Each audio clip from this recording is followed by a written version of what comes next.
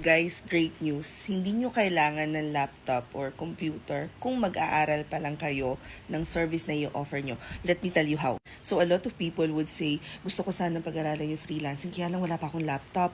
Or gusto ko sanang matuto kung paano mag-work from home, pero wala pa akong laptop or computer, ganyan. Guys, ang kagandahan sa freelancing is that you can take baby steps. So what do I mean by that? Sa ngayon, kung wala pa kayong computer, wala pa kayong laptop, pwede nyo na siyang pag-aralan sa cellphone ninyo. Etong friend ko, although, eto heads up lang, siya naman ready to purchase na. Kumbaga may option na makikaskas ng credit card kapag nakahanap ng client biglaan. So yun yung preparation na dapat meron kayo. Kasi paano kung maswerte pala kayo sa paghahanap ng clients? And guys, totoo yun. Meron mga taong ganun. So dapat ready pa rin kayo to purchase. But what she did was, nung wala pa siyang laptop, wala pa siyang computer, ang meron siya is tab na maliit.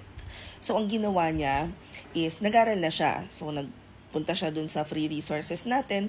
Pagkatapos, nagno-note siya sa notebook. And then, kapag may opportunity, pumupunta siya dun sa bahay nila na merong computer na yung ginagamit for online class, yung kapatid niya. So dun siya mag-aaral. And while ongoing pa rin yung pag-aaral niya, I know for a fact na nakailang interview na siya. So every time na may interview, pumupunta siya dun sa bahay nila. And yun nga, sabi ko, okay yan, maganda yan. Because pag nagsisimula ka pa lang talaga, I think people are always parang rushing things na ang gusto nila kagad client na. Sabi ko, hindi i-enjoy mo yung fact na ikaw ay nai-interview. Kasi masasanay ka ng masasanay makipag-usap sa client kasi walang BPO experience to eh. So masasanay ka na masasanay makipag-usap, masasanay ka na masasanay mag-present.